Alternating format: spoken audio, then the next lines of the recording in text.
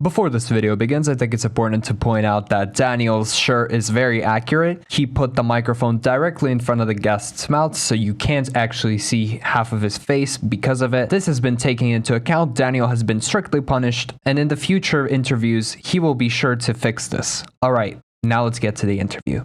Hello, everybody. Welcome back to the Ask a Psychologist podcast. In this episode, we have Dr. Matteo De Marco, a researcher in memory. And can you give us, is that correct? Yes, I would say so, yeah. Okay, but before the interview, you told me that there are different types of memory. So could you tell us more about this? What you research, what type of memory, what is your sort of field? Absolutely. So I think that the simplest way to introduce such a complex topic like memory is by starting with the definitions that you can find in a dictionary. So most likely, if you browse the dictionary and looking for memory, you get a definition and goes along the lines of an ability that allows us to memorize and retrieve information. And that is correct. But at the same time, what we typically do at a university, we make things more complex than they actually are. So that is why we recognize different types of memory. And the largest aspect that represents this variability as to why there are many types of memory is linked to the object of the memory itself. So basically, to give you an example, if we try to remember how to ride a bicycle, for instance, we are doing something extremely different from, for instance, trying to remember what we had yesterday for dinner. So that difference is a neurological difference, meaning that our brain does two very different things, or at least different things. But at the same time, there might be other types of difference, like in how difficult it is to remembering, for instance, what we had yesterday for dinner, as opposed to how simple it might be to remember how to ride a bicycle. So out of this sort of very complex set of types of memory, I am particularly interested in a form of memory known as semantic memory, which is memory for knowledge in general, knowledge about the world, or encyclopedic knowledge. So things like you would study in school, like for an exam or a question, that would be a semantic memory? That is an example for sure, but even simpler things like all the things that you know. For instance, say that I asked you, what are dolphins fish? No, they're mammals. No, they're mammals, yeah. What you have done is retrieving information, which is exactly what the dictionary definition stated. But you probably your psychological feeling was not that of remembering, because it's not like you saying I remember that dolphins are mammals, but probably what you felt was, oh, I simply know it. So semantic knowledge is retrieved, but what we feel is not the idea of remembering, is the idea of just knowing it, which is one of the easiest ways to differentiate it from things that, on the other hand, require a sense of remembering, like, for instance, episodic memory, that is memory for things that have happened, events, occurrences, which is what we normally traditionally associate with memory most often. So in this category of sort of memories, would you consider things like, say, muscle memory as memory, or, I don't know, what is it called? Pattern recognition as memory? Yes, absolutely. In fact, I want to say the primary subdivision of these many types of memory is that between explicit and implicit memory. They also have different names, so I think explicit and implicit is the simplest way to remember, to tell them apart. Explicit memories are memories for which we have essentially conscious awareness of retrieval, and that includes the examples I brought earlier. So episodic and semantic memory are explicit memories. Implicit memories are memories for which you don't have a conscious experience of retrieval, and that includes, for instance, what we call procedural memory or muscle memory. So remembering certain patterns of actions like swimming, riding a bike, etc. And forms of sensory memory, for instance, like keeping in mind for a short time a certain visual pattern that we've seen and sort of singled out in how we perceived it. So yes, those are also forms of memory, and they tend to be, in general, much more robust when we sort of evaluate memory from the aging viewpoint, or when we, start taking into account neurodegenerative conditions like Alzheimer's. In Alzheimer's disease, for instance, those types of memories, the procedural ones, like muscle memory, for instance, tend to be much more robust, much more easily spared by the disease. So in this way, I was actually thinking sort of, would you say that some people inherently have a better memory? Because when I think about sports, a lot of, I'm particularly a gamer, I play a lot of games. I am really good at Minecraft. And when I play the game, I don't actually think. My hands kind of do it all by themselves. And you were talking about implicit and, which one was it?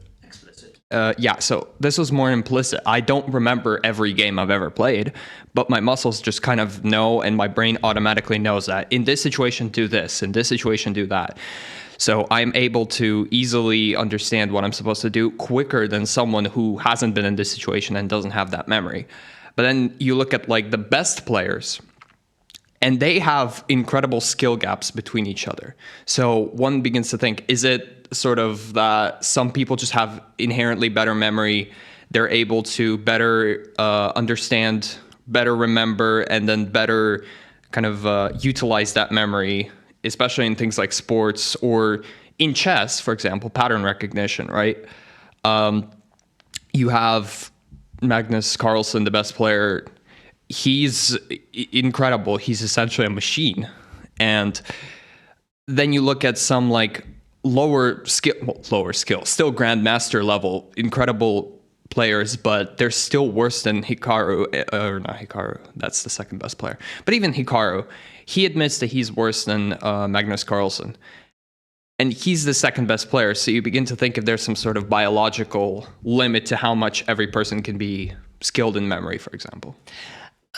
Yes. In a nutshell, it is exactly as you say, but most likely the whole picture is a little bit more complex. And what I mean by that is that if we were to measure things like, for instance, performance on a memory test, or something more complex like how proficient someone is at a complex ability like playing chess, we will find variability. The variability indicates that some kind of perform better and some perform worse. Now, whether that is due to a biological, I don't want to use the word genetic, but I'm saying congenital development, well, let's say a talent, so something they didn't have to work hard to achieve, or vice versa, if that is the result of hard work and sort of constant or long-term neurological improvement, it is hard to tell. It is also hard to sort of tease apart these two sort of mechanisms that are underneath numerical variability that we could measure. When, on top of that, when we focus on a complex ability like, for instance, chess, inevitably, if we were to break it down in its sort of more basic mechanisms, is not just memory. There's also attention, obviously visual expansion. There's also probably, I imagine that when these chess players play in international competitions, they need to keep their emotions under control. So emotional regulation might be a player. I don't think any sports, there's only one factor. I think every sport has a lot of factors to being good. I'm just saying that memory could be one of those contributing factors, and especially in things that require memory. For example, the reason I brought up chess is because a lot of the time grandmasters, they will look at a board and they will sort of visualize the board 20, 30 moves ahead. And you still have to remember each one of those patterns, each one of those variations. So that's why I thought chess would be a good one. Oh, no, absolutely. Most likely that is a combination of something learned and something, on the other hand, that we could call a talent. On this note, there are some people, not very many, it's a very rare condition, that have what is called highly superior autobiographical memory, HSAM. I've heard of it, I believe. And I have actually been involved in a few of these research. Most often, these are single case descriptions, because obviously they are so rare that you can't really carry out like a group analysis. And these people manage to do amazing things with their memory with absolutely zero effort. So that is an example of a talent. So something that is simply unreachable by someone with normal skills that, on the other hand, works hard for years in order to perfect themselves. It's a combination of both. In case of chess players and grandmasters, I don't know if the champions that you mentioned are, performing to that level because of the unbelievable amount of work they've done, or because it's just like they're gifted. It's probably a combination of the two, I want to say. Yeah, I think there's always a lot of factors that go into it. And these players have been playing since teenage years, if not like childhood. A lot of the chess prodigies nowadays are like 9 years old, and you really begin to question, like, how can a child be this smart and how can I be this silly? But you said that biologically, you mentioned autobiographical memory and said that not everybody can achieve that. I remember a case of a person who, I saw this somewhere on TikTok or YouTube, could remember like every single second of his life. Every single day, every single second, you could ask him what he's done and he could write that out.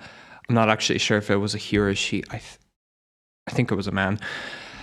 But it was just incredible. They would ask him, what were you doing on January 19th, 2017? And he would say exactly everything to the second. And what I was thinking was, right, we're currently in like a technological age.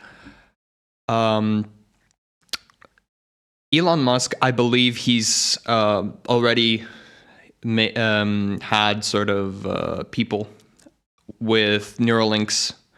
And what I was thinking was, in the future, maybe in the distant, maybe in the close, do you think people will begin doing brain implants or maybe some sort of, I don't know, I'm not sure how to even describe it. Some sort of cognitive technology will come out that will enable people to improve their brains, their memories, their cognitive function. And do you think that is possible? Do you think that will happen? And do you think that's actually beneficial? Because on the one hand, I think remembering everything is great, but also there can be some downsides, because I know that the brain filters things and forgets things precisely to kind of help us. Okay, so the idea of having sort of a technological help in how we store memories sounds like a sort of a sci-fi scenario. But in reality, we have seen that when it comes to the nervous system, there are fields or areas in which this is already being applied. And I'm thinking of physiotherapy and the use of chips that allow people to essentially be able to move their limbs again. Now, I don't know exactly how they do it, but I think that part of this success, or at least this is the first branch where this is being successfully applied, has to do with sort of the mechanical nature of the output that is requested by, using motor abilities in general. When it comes to something which is a little bit more abstract, like a memory, the fundamental problem, I think, and again, this is just my a hunch, because obviously I'm not really deeply inside this field of research, but I think that the fundamental problem is that we haven't yet understood very clearly what is the sort of exact biological principle by which memories are stored. Because one thing is the biology of our nervous system, which we know very well and which we have studied in depth, in detail. On the other hand, we have something which doesn't exist in a physical sense. That is our mind, and the mechanisms that link the mind to the brain we haven't truly, come up with an sort of exhaustive explanation. And I think that is key if we want to sort of implement technology like the one that you suggested. We need to find out how to link our mind to that, which is a little bit more difficult than linking something like a mechanical output. Definitely would. And when it comes to this sort of kind of technological mind stuff, it delves a lot into philosophy. And I don't want to get too philosophical here, but I think I'm going to try to ask a pretty interesting question. So, the metaphor of the ship that has its parts replaced, and at what point does that ship is no longer the same ship? So what I was thinking, right, was if you begin to supplement your brain with technology, at what point are the thoughts that appear in your brain sort of no longer yours, and they're just a byproduct of that technology? And at one point, are you not really you? So would you say that sort of supplementing our mind and memory with this is detrimental in that way? Or is it actually beneficial, and should we pursue this? Well, yeah, it is a philosophical question. So as I'm not a philosopher, I think that my response would be, I would like to address that in a data-driven manner. So first we collect some data, and then we can perhaps ask people some opinions. And at that point, that would be probably my answer. I think much more data-driven. Yeah. But at the same time, it reminds me of the other question, another similar question, like which is in part linked to memory, which is essentially, imagine you have a dog, and imagine that you got the description of that dog, like, oh yeah, it's a four-legged animal with fur, and then you shave them, well, still a dog, and then you remove all four legs, still a dog, and that would never be anything different from a dog, whatever you do. But I don't want to apply the same logic. That's violence. It is, but it is a useful exercise to essentially understand how a semantic categorization of things work. But I don't think that the same principle applies to ourselves if we were to be changed by, putting lots of technological stuff in us, but I thought it would be an interesting thing to mention in relation to that. Answered like a true scientist. Wow. Oh God. I think I had something else I wanted to think. Oh well, this is another sort of philosophical question, but I think it still pertains to psychology, and that's the sort of concept of ourselves and our mind. So at one point you said that the mind doesn't exist in a physical sense. And a lot of science has said that our mind is a sort of byproduct of chemical processes, and our consciousness is also a byproduct of that. But at the same time, it's also kind of weird to think that all my memories, all my feeling are just a bunch of neurons firing in chemical processes. So do you think that there's something more to this? It's a weird question, but is there a sort of God, a consciousness, a soul, or is that just kind of... What I can say is that the people who essentially describe the mind as a sort of byproduct of a biology, they're not incorrect, of course.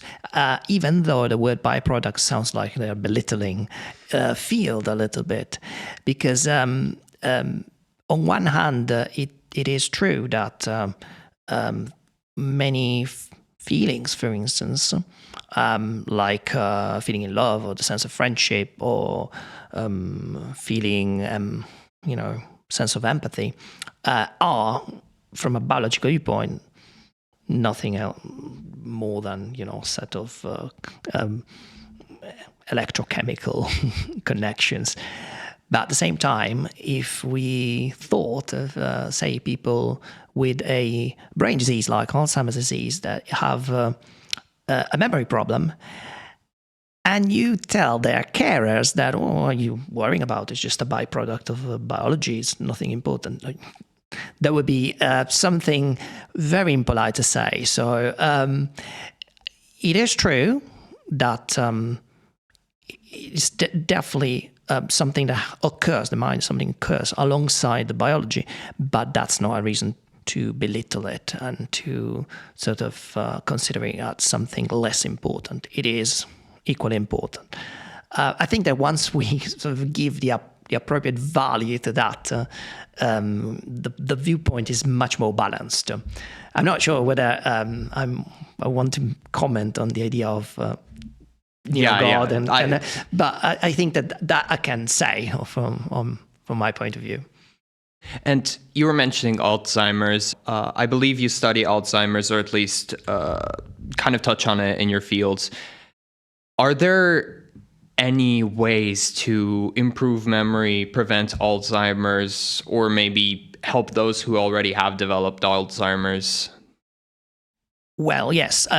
Recently, there's been a lot of attention on these new forms, these new classes of drug that are being approved by the FDA in the US.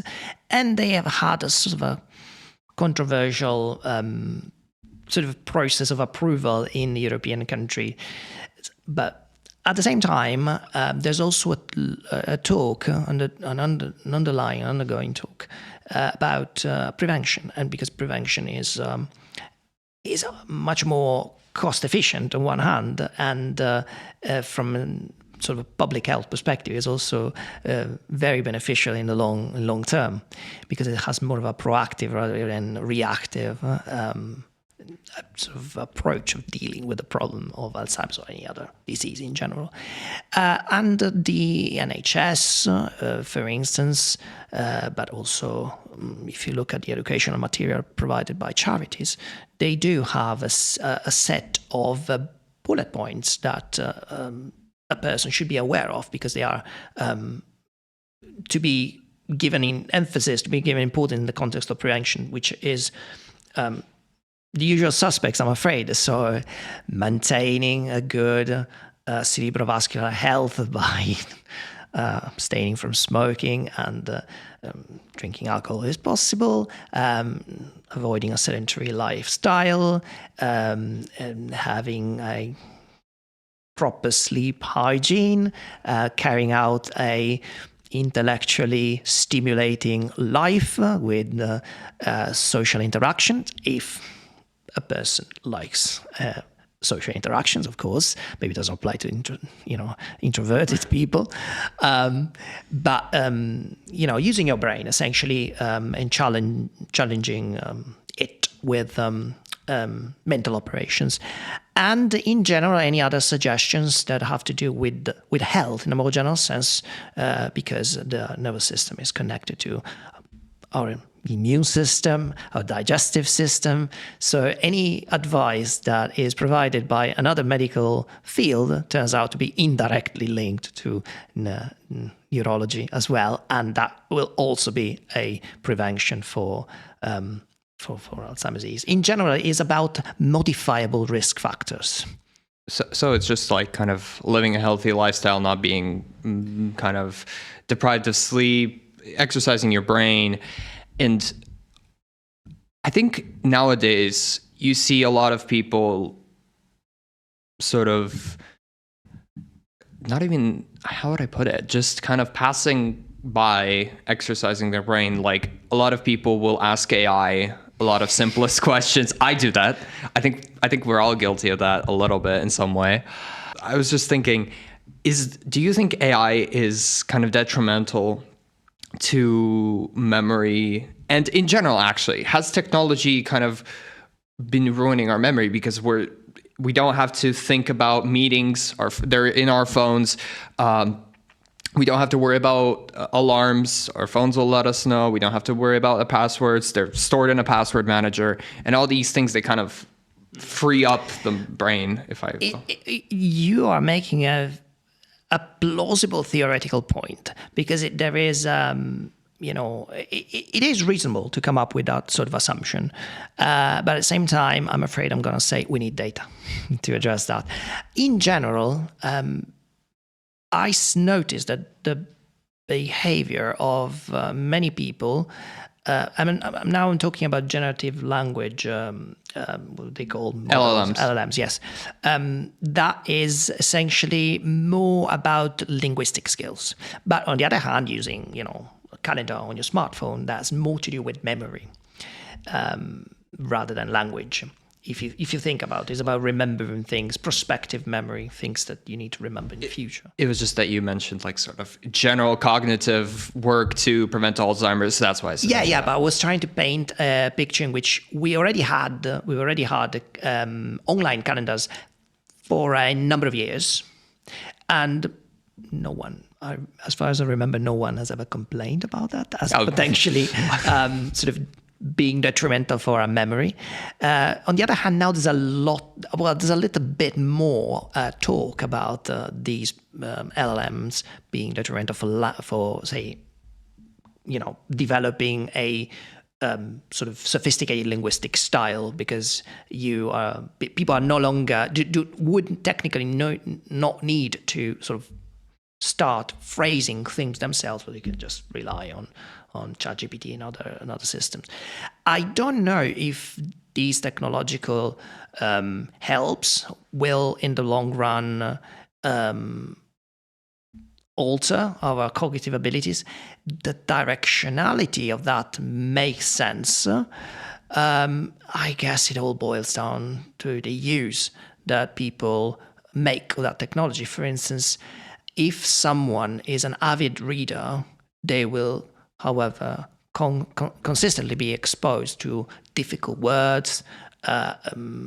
They might hear about a word used in a certain context, so that should technically enrich their vocabulary, even though maybe in their own life they just completely blindly rely on ChatGPT.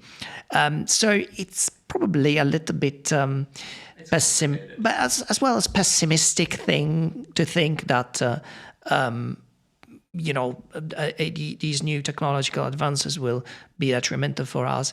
If we 100% rely exclusively on that, then I'm tempted to say, yeah, they might. I'm thinking we might end up like the Pixar movie WALL-E, right? The sort of people flying on the chairs with their monitors. Big bellies. That's what we might end up if we just completely start relying on technology. That's kind of my thought. Yeah, I mean, it might be, but at the same time, there's a genuine desire of doing things like playing and running in the park that children do. I think it was a bit satirized in the sense that there will always be people who are very pro healthy lifestyles even now. I mean, there's for example, there's Amish people who completely just disregard technology and sort of live like they would live like 100 years ago.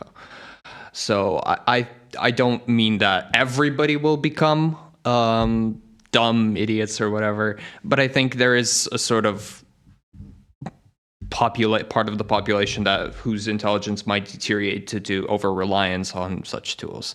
But then I guess that's also counterbalanced by these much more healthier. Yeah. At the same time, however, I don't think that now.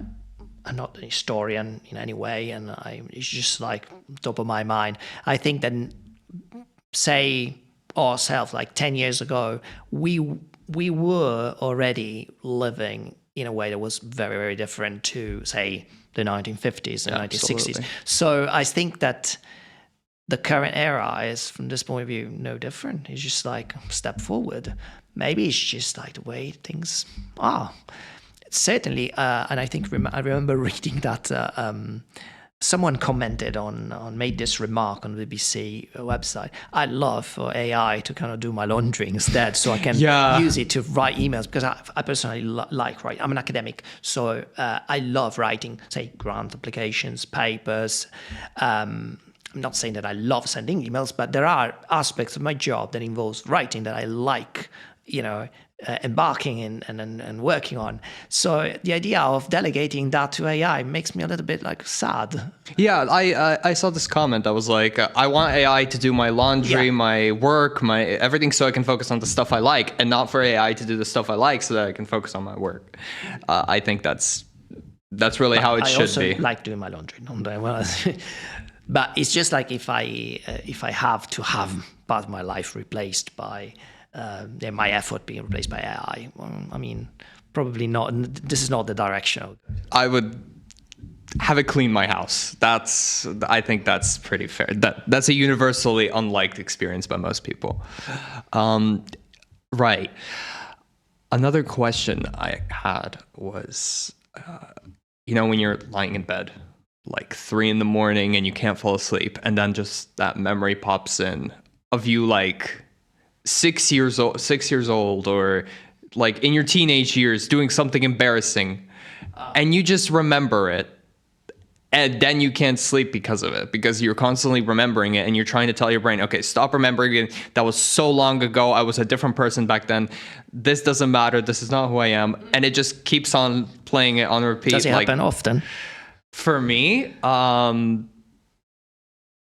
don't know. It depends on how often I kind of am awake at 3 a.m., which is quite often, to be honest. And I think in general, if I lay in bed for a really long time and don't fall asleep, I'll have it. But that's not a guaranteed way. Sometimes it'll just happen during the day. Sometimes it'll happen in the shower, Yeah, I do feel that, it might happen to some people. It doesn't happen to me, to be honest. But really, no, I'm not saying that I'm proud of my embarrassing moments, but no, I'll not during the night, maybe during the day sometimes. Okay, because I was thinking, like, in general, I thought it just didn't happen to you, and that kind of shocked me, because I thought it was a universal experience.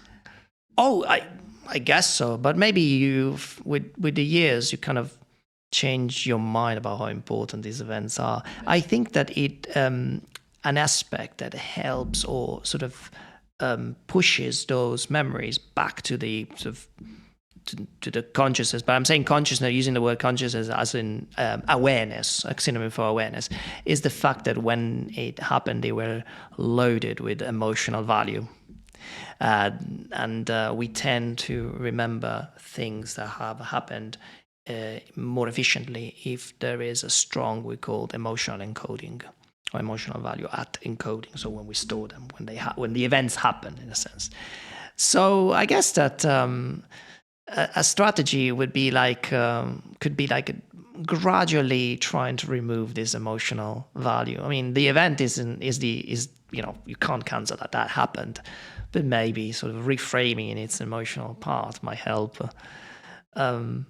Was your question about strategy? How to I mean both, to be honest. It was kind of how it happens, and I guess how to remove it. So now I know. Now I'll fight him back. Yeah, just think about it like I'm proud of it, rather than that was embarrassing. And actually, now that I now thought of the opposite, like how would I improve memory? On the contrary, and I've already asked this question when it came to Alzheimer's, but actually I just remembered that there are a lot of apps on phones, sort of marketplaces like Google Store, Apple stores. I don't use Apple. There's like apps that claim to improve cognitive performance and improve memory, and they'll have you do like complicated puzzles, riddles. Do you think those improve specifically memory, not general cognitive ability? Because I think they do. I think riddles and all that, I think they've shown to do that. But specifically when it comes to memory, I'm not aware of that much research on this. Okay, so as usual, we need data to make claims. What these apps do is something very similar. A series of video games used to propose in the late 2000s, early 2010s. And I'm referring to the brain training video games that were popular for the Game Boy Advance. Oh or God, something. that was... Maybe I'm wrong console. I don't remember, but it was a portable device, and these were advertised in a rather scientific way, because a Japanese academic, Professor Yuta Kawashima, would put his face on this whole franchise. And this, by the way, is a legitimate researcher that carries out research in exactly this field of research. So back in the day, there was a little bit of a scientific background. I say a little bit because it wasn't like 50, 60, hundreds of studies. There were like 2 or 3 that did seem to indicate a positive trend for memory improvement. Nowadays, I think that these claims are a little bit made a little bit in more liberal rather than data-driven way. As at face value, as a principle, they could improve, because it's exercises at the end of the day. They don't do any harm for sure, and the idea of engaging your brain follows the sort of motto "use it or lose it," which would fit perfectly sort of these exercises. So, in theory, yes, but we are in a 2026. Especially if we think about the clinical side of psychology, we must be aligned with evidence-based medicine, or evidence-based psychology in this case. And what we need is the evidence. Otherwise, it's just a claim. Oh God, what were you talking about? You were talking about... This is my problem. Actually, here's another question. So I'll walk into a room and I'll forget why I walked into the room.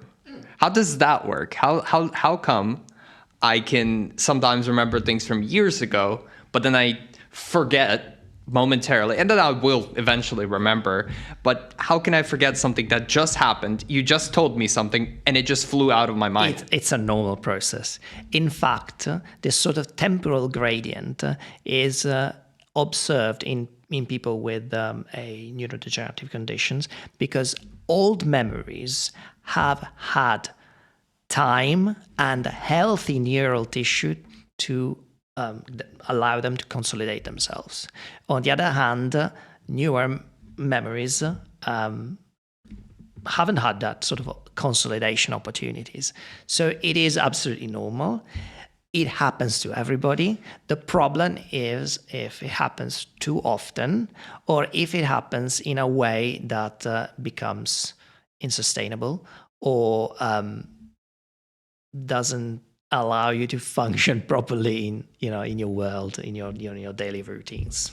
So, what would you define as often? For example, the way I kind of talk with people, oftentimes I can't remember. How do I put it? I can't remember what they said earlier in the conversation. I kind of have an idea of what they said. I have a sort of basic summary of it, and maybe some emotions, or like a grade. Okay, this is good information. This is bad things like that. But I often won't remember the sort of exact details of a conversation. Would you say that is often? Would you say that is? Well, in this case, my answer would also take into account your age. You are in your 20s, so I sense you have nothing to worry about. When you hit 40, 50, 60, then we can reassess the situation. But for now, don't worry. Okay, I'm safe. Yeah. But for anybody else, what would you say is often? What would you say is... This is a very clinical question. What would a clinician answer? I can't put a number next to it because I guess it's really subjective. If someone, for instance, works in an environment in which keeping information in mind is absolutely vital, then even once is too much. It's too often. If, on the other hand, the scenario is different, a person doesn't have any responsibilities, or maybe this occurs in a very benign series of circumstances, will lead to absolutely no consequences, then often it means completely different things. I think that for most areas, you draw the line in correspondence to when things start having a detrimental impact on your daily life. If they don't, it's not a problem. So basically, if something's wrong, go to a doctor. That's always a good idea. That's it. I think I'm the complete opposite. I hate going to doctors. Either way, God damn it, I forgot the next question. I remember it now. So regarding our brains have a certain size to them. Well, yeah. In general, I think there's a small leeway of how big or small a brain is, but in general, our brains is of a certain size as a species. But then if you look at dolphins, they have I believe, like 20% larger brain, 40% larger brain. It's significantly larger, yet we don't see dolphins exhibit nearly as much cognitive strength as we do. So yes. in this Unless case, you watch Hitchhiker Guide to Galaxy. But yeah, I see your point. How do you explain this? How do you explain like sort of the bigger brains, and if a bigger brain isn't necessarily better, then why not make the brains even smaller? I remember during your taster lecture, you were giving a lecture on you were bringing an example of a man who came in with, what was it, a small pain in his leg or something? Yes, it was. And he had like no brain. Well, it's not that he almost had any no brain. brain. I think that the key message is that our brain works thanks to its biological properties rather than its physical properties. In biology, there is a sort of a dogma that says that structure and function are tightly interconnected. And this is very true, but at a microstructural level. So when we look at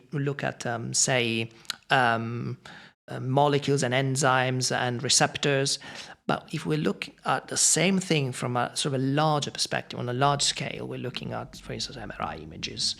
To give you an idea, we are in front of not of specific biological mechanism, but we're in front of the whole system.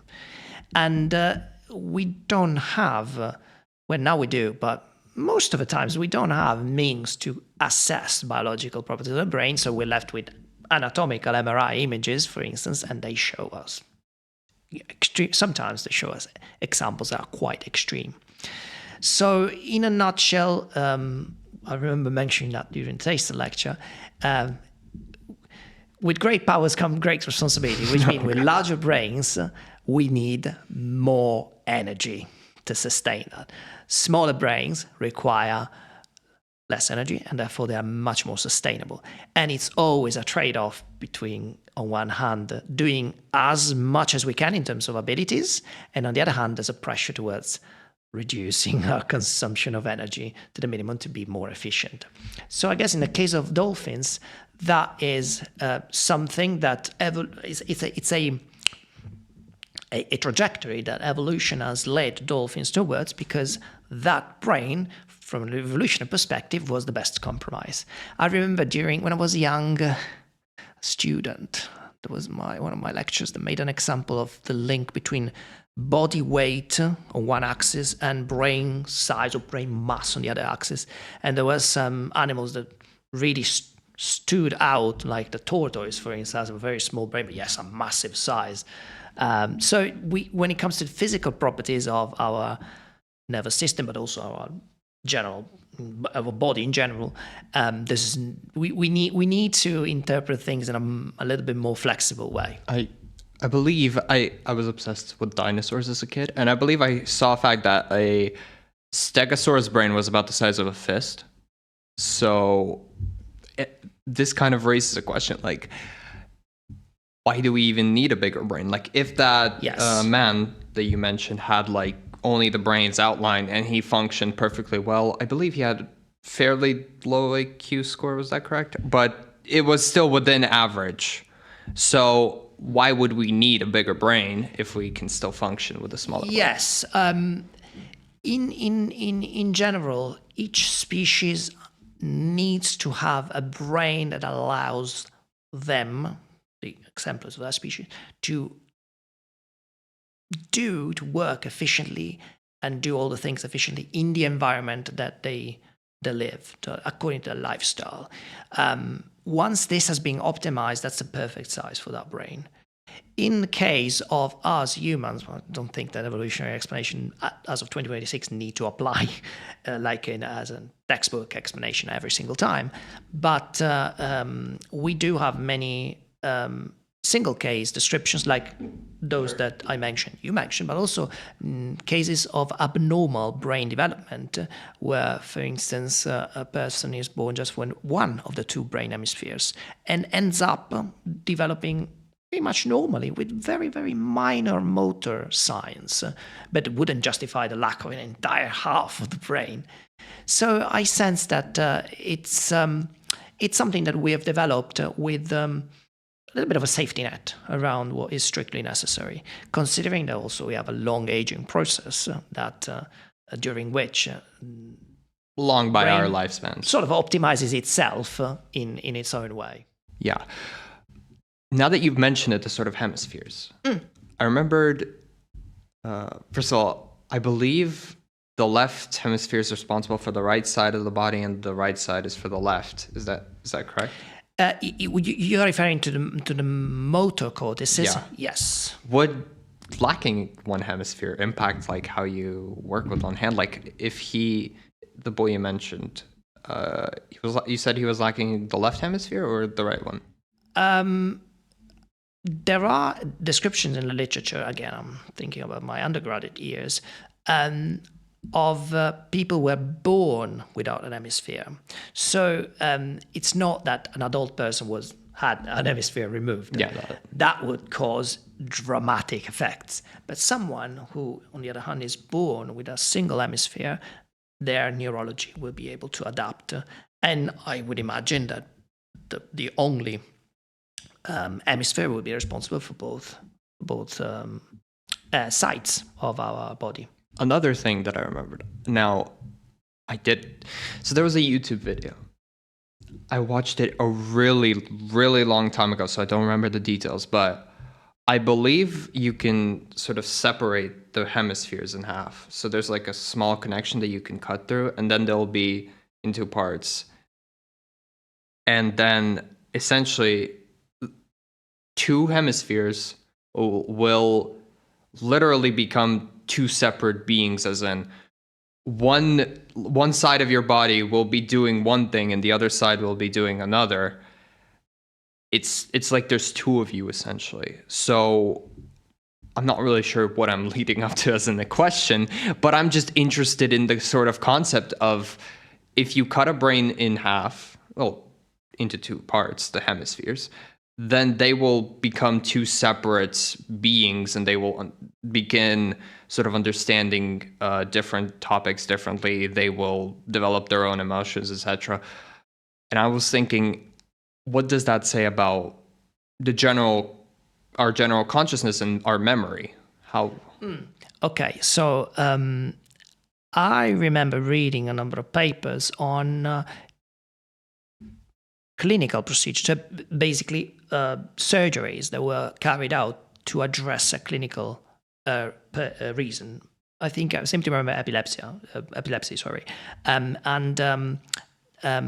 essentially cutting the we call it commissural fibers, so the fibers that link the two hemispheres. Yeah, I think it was with epilepsy.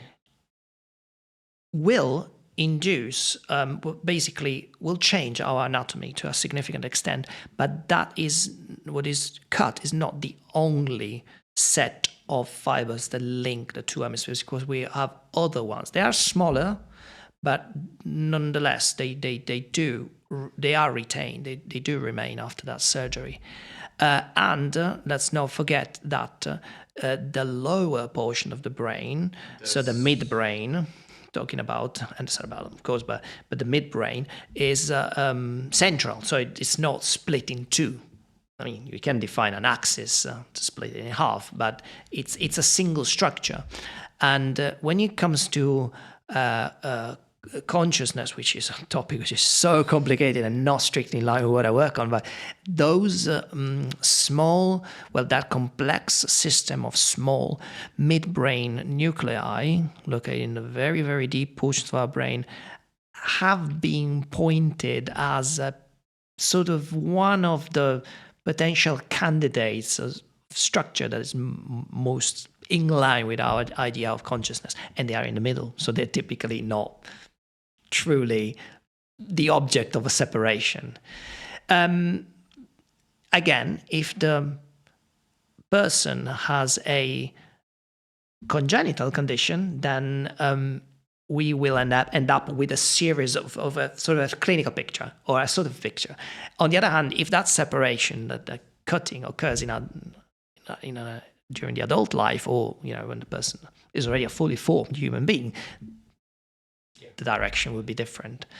It's hard to tell, and then of course, every case is unique in its own way. But it's an interesting field of research, of course, because you do have certain functions like motor behavior, but also vision, which is contralateral. So essentially, moving, for instance, our left arm is responsibility of our right motor cortex. But there are other senses that are bilateral, like auditory processing, that are in part same side processing, in part opposite side processing. I think the final question for this interview is going to be, what is something about memory that a lot of people have a misconception about, maybe sort of misunderstanding, a wives' tale that has caught on and just hasn't died? What is something that most people either don't understand or completely misinterpret? Okay, I'm going to mention something which is probably not what many people might have thought of, but if you think about it, it makes sense. So earlier on, I made a reference to many types of memory. There are some of these types of memory, like remembering something that has happened, that sometimes in some people, or often in some other people, might fail. Now, the result of a failure, so say you don't remember essentially what has happened, not remembering an event, not remembering something that has occurred, has a very salient effect, because you are in front of your own failure. Like, oh gosh, I can't remember. Not remembering a piece of knowledge, on the other hand, or not remembering a complex motor pattern in its entirety, can be easily adjustable. Meaning that, for instance, if you don't remember a certain word, because you need to express something, and there's a word that would express that meaning you have in mind perfectly, but you don't remember that word, you can get around it with a circumlocution or by rephrasing things. So that has less of an effect. Or say that, for instance, you're playing your game and you need to press a certain combination of buttons at some point, but you kind of mess it up, or you kind of not perform in the best possible way, but you adjust it somehow and you sort of get the result that in the end is okay, satisfies you. There are some forms of memory for which we have less awareness of our slips, and other memories that we have, on the other hand, a much more tangible awareness of those slips. And when it comes to aging, for instance, this might play an important role, because by the time we become aware of memory being problematic or being potentially indicating potentially something wrong, that might not be the very, very first issues that we have, but this might be something that occurs after something else has occurred prior, but we didn't truly appreciate it. So in a sense, what I'm trying to say is that we don't have equal awareness of all our forms of memory. And this is particularly true when we have problems with those types of memory, because sometimes memory slip or memory problem will stand out, and we immediately are sort of sense of alarm. We get a sense of alarm. And other times we just happens, under the radar, and we're not aware of it. I think that could be a good example of a thing that people don't know about, which is about memory. Basically, some memories are sort of less forgiving if you forget them, and some are much more forgiving if you forget them. Okay. Yeah. Is there anything else you'd like to say before we kind of wrap this up? Thank you for listening to me, I guess. I hope it wasn't too boring. And, no, it was wonderful. It was wonderful. And my advice, I'll take one for the team and say that my advice is to watch other videos of this series, because there are amazing colleagues who do really, really interesting research. And, my advice is to sort of give every video a chance, because it's highly likely, after a couple of minutes, you are hooked. You can also advertise your socials or research if you'd like. My social. Oh, my social. Which socials? Have a look at what I work on my Brunel's profile page. And there's also a list of publications I have authored or co-authored. And some of them have to do with memory, and some of them are a little bit more methodological, because I'm particularly interested in network science. So not just memory itself, but the idea of modeling memory or other functions, but memory in this case, as a function of what we know. That comes from networks, and the idea that there are many, many, many, many variables that are linked all together with, imagine a graph with lines, and we can have more insight when we sort of try to reach that level of intricacies in how a memory functions. So yeah, have a look if you're interested in, and you'll find also my email address, I guess, somewhere on my page. I think it's there, yeah. Well, thank you for watching this video. I hope you enjoyed. If you have any questions that I can ask to other psychologists, let me know in the comments. Have a good one.